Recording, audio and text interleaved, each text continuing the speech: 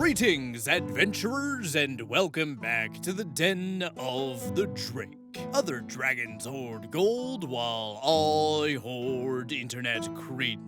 The phrase, "it's what my character would do," has become a bit of a meme in our cozy little corner of the RPG space. It's used so often that I've actually started incorporating it into my own vernacular. The defendant is being charged with 12 counts of armed robbery and 4 counts of assault with a deadly weapon. The defendant may now plead his case. But, Your Honor, it's what my character would do. Sir, you are your character. Damn, oppressed by the system again. Schizophrenic ramblings aside, people who use the "it's what my character would do" excuse to act like utter reprobates tend to forget that they're the ones who made the character in the first place. But I'm gonna break away from the norm and say that I'm a defender of "it's what my character would do." After all, there are going to be times where the actions of a character are going to differ from the actions of the player in non-disruptive ways. If there weren't, then everyone would just be playing as themselves in D&D, and that might get kinda weird. But stories like the one I have for you today make my job of defending the "it's what my character would do" people even harder than it already is. The story I have for you today stars a player who stands by the mantra of "it's what my character would do" so fervently that it results in them performing a magic trick where everyone watches their character disappear against their will. Now, without any further delay, let's go ahead and dive right into the horrifying world of r/RPG horror stories. Enjoy. This week's story comes from Reddit user TraditionalTax7229 and is titled "The Druid That Couldn't." Before I begin, note that this was a long time ago. All the people mentioned would be friends with me for years after this story, and while I'm not close to them now, all except for my brother, who I am still very close with, I would recognize them as my friends. This horror story is bad, but has a relatively happy ending. I'm posting this here as a cautionary tale of how not to ruin a character and the wonders of actually playing the game, rather than trying to be subversive. Now to begin, the actual start of this story begins when I was in high school. To keep the details brief, because of a strict principle, we had a sort of underground D&D club disguised as a generic board game club. This club met twice weekly, and me and my friends from that club played a lot of games together. Though one of our first ones was almost a complete disaster at one point due to a single druid, an infamous character that me and my brother refer to as that druid to this day. In fact, I remember the first day we were introduced to her. Our session 0 had taken place earlier in the week, and because of scheduling conflicts and the sudden nature of how our club spawned into existence, our DM had to basically go from a true session 0 to getting sporadic one-on-ones with each player over the course of an entire school day, giving each of us an overview of the background of the setting and getting our character ideas together. These meetings on the whole were pretty productive, but meant that each player made their character in isolation with very little input from the others. This meant that the concepts we came up with were 100% our own and had to be brought together in an organic way. Luckily though, when we came together, we had what looked to be an even and interesting party. Me, a human fighter with the basic backstory of being a guard from the outskirts of the kingdom being reassigned to the capital. My brother, a dragonborn paladin who was a Templar and Inquisitor given a mission to look into rumors of necromancy in a small town. The elf rogue, a thief who scored big in the nearby city and wanted to lay low in a small village until the heat died down. And of course, that druid. A tiefling druid who was described as a feral druid who likes animals more than humans, who was implied to be near the town after seeing signs of undead invading the forest. After describing our characters to kick off session 1, our DM announced his plan to get the gang together, so to speak. As we all approached the village from various directions, we saw smoke. Even from a distance, we saw houses were on fire and rancid undead were walking the streets. A handful of surviving guards were holed up in a nearby church, and the makeshift defenses they had made were severely damaged. Our level 3 party had arrived towards the end of a conflict that had nearly destroyed the small town, and were now the only people standing who could stop the undead from full-on surging through the defenses. Overall, a start to a story that I would highly recommend. The party was instantly engaged. The thief realized that he could probably be paid a good amount of money for fending off the undead and doubled down. My fighter wanted to help the guards and wanted to save as many of the people as he could. The paladin was fired up and ready to smite these undead. Then the druid almost immediately announced, I don't really care. The DM looked at Druid's player, fairly confused, but tried his best to give the player and his tiefling a reason to care, citing that the forest would be in danger. Undead ate animals and hated life in general, not just humans, who the Druid seemed all too happy to just let die. The Druid's response was basically that, My Druid doesn't care unless animals are in danger. Okay, so the DM made a point to put a dog in a burning house, and suddenly the Druid was interested in helping out. With motivations at the time squarely taken care of, we started combat.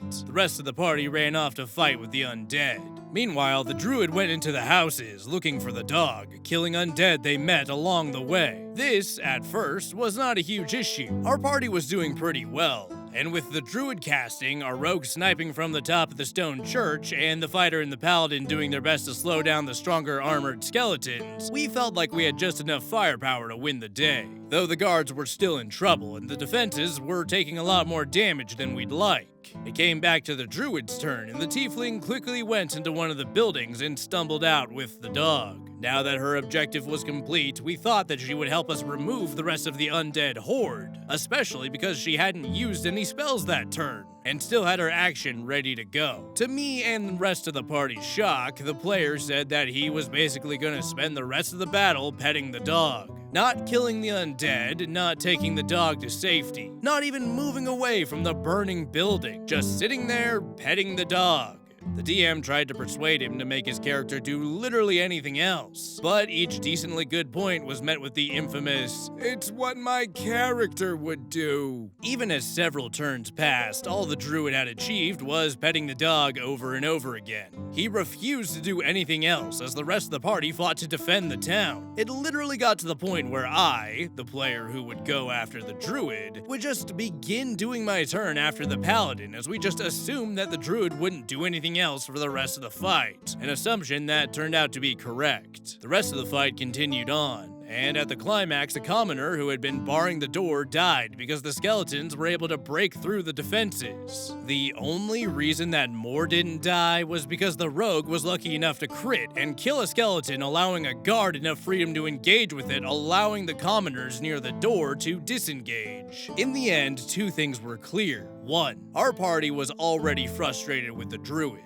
We couldn't help but feel that the one skeleton could have been stopped if they had fought. Heck, they could have made the battle a lot easier, not to mention healed us when we got low. And we did get pretty low at the end of the fight.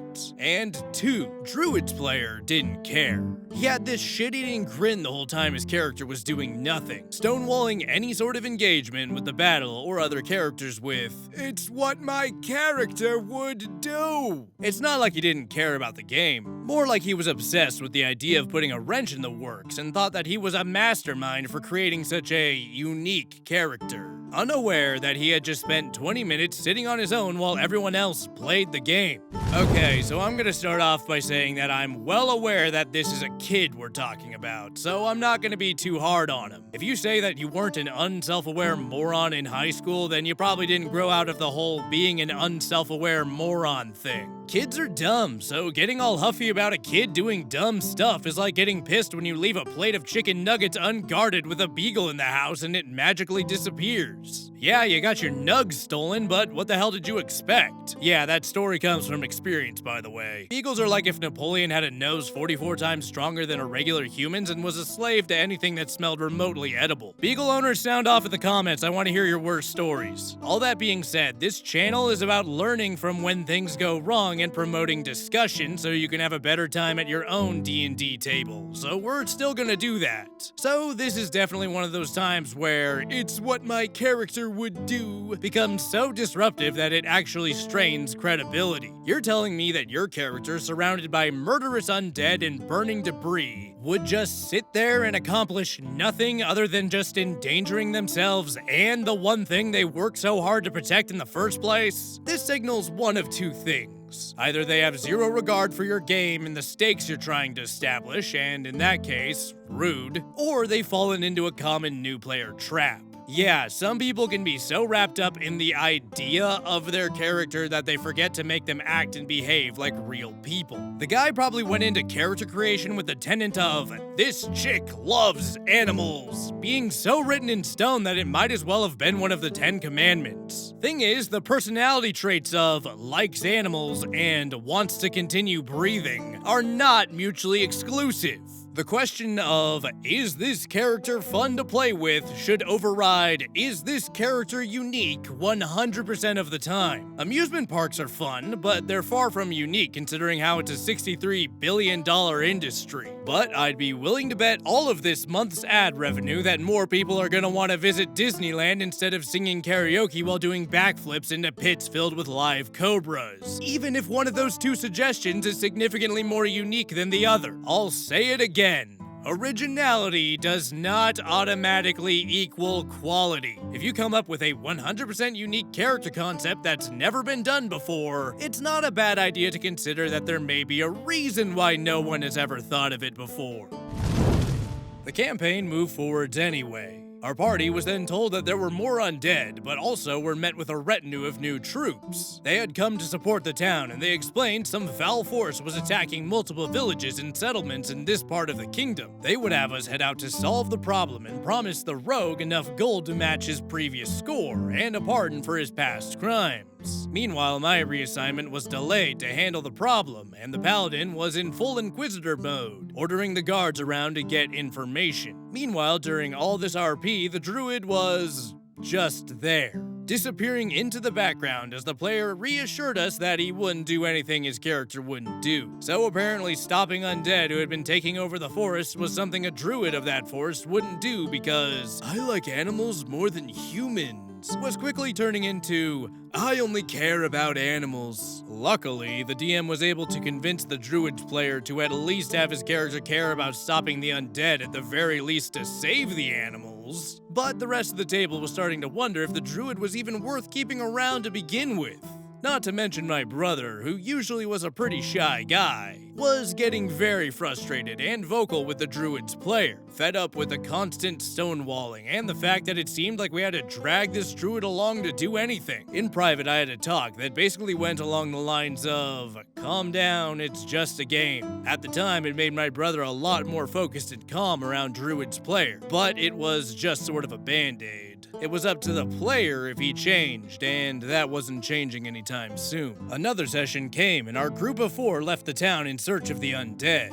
Though as we traveled, the DM rolled up a random encounter, something I don't recommend, and got a pack of wolves. He basically explained the encounter by saying that they were undead. Driven by the hunger of the damned, they had killed multiple animals and left their carcasses on the road half-eaten, and our party was next on the menu. We rolled initiative. I was going first, then the druid, the paladin, and then the rogue. I attacked the closest undead wolf, dealing decent damage. Then the druid went. With no hesitation, he cast a high-level damage spell against me. It brought me down to half health, and immediately the restraint my brother had gotten from our talk evaporated, and out of game he began to argue with the druid's player. The druid reasoned that because they saw me attacking the wolf, the character would assume that I was in the wrong, and join on the wolf's side. My brother complained, and the DM affirmed that the wolves would obviously be undead.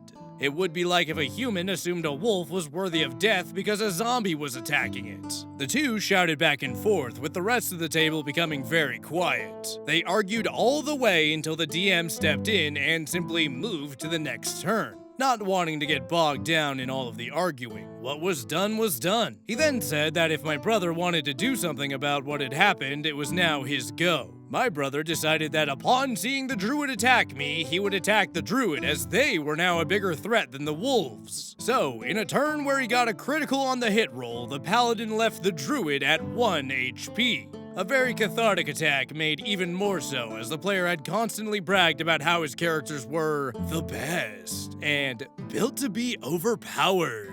Now both the player and his druid were sufficiently humbled, And with the rogue ready to go, it basically was just a matter if the rogue was ready to kill the druid or not. Though upon seeing how red in the face my brother was and how sheepish the druid looked, the rogue went to fend off the wolves instead, not wanting to add to the fire. My character was out of range, so I just focused on the wolves and the druid disengaged and hightailed it away on the next turn. With the blow up done, we began to do a normal combat that the druid once again sat out of the action because of the player's own poor choices. After the battle, the DM quickly ended the session, trying to avoid any more conflict. Though as we were packing up for the day, the druid's player piped up and asked, "So, how are you gonna reintroduce my character to the party?" The table went quiet one last time, and my brother simply said, "We won't." The DM then scrambled and said, "I'll see what I can do," and left. I would be lying if I said I didn't get angry as well during the whole process, but afterwards I had another not quite so long talk with my brother. That basically wound back to, calm down, it's just a game. Though this time I made sure I let him know that he was at very least justified in venting this time. I just told him to try and hold the shouting in next time, especially if the druid was brought back somehow. Though luckily the druid's player and the DM decided not to go with that approach. On the next session, the player had a new character. The druid was more or less retconned out of the story, and our new bard companion took her place. This character was a piece of work as well, a flirtatious creep who we had to keep an eye on, but at the very least didn't almost destroy the entire campaign in a shouting match. We would go on to play with this group a lot more after this, and the druid's player would become a lot better at actually playing the game with everyone else. But this situation has always stood out on my mind for a few reasons.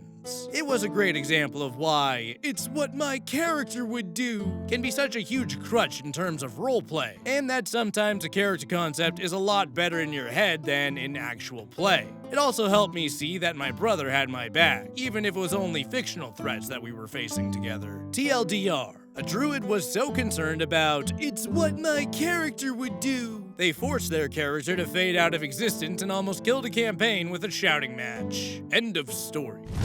Yeah, I'm with your brother on this one. The right answer to that "hey, how are you gonna bring back my character?" question was 100% nailed by Broski here. We're not. I'm gonna let you in on a little secret. Your character is supposed to serve the world that the DM creates, not the other way around.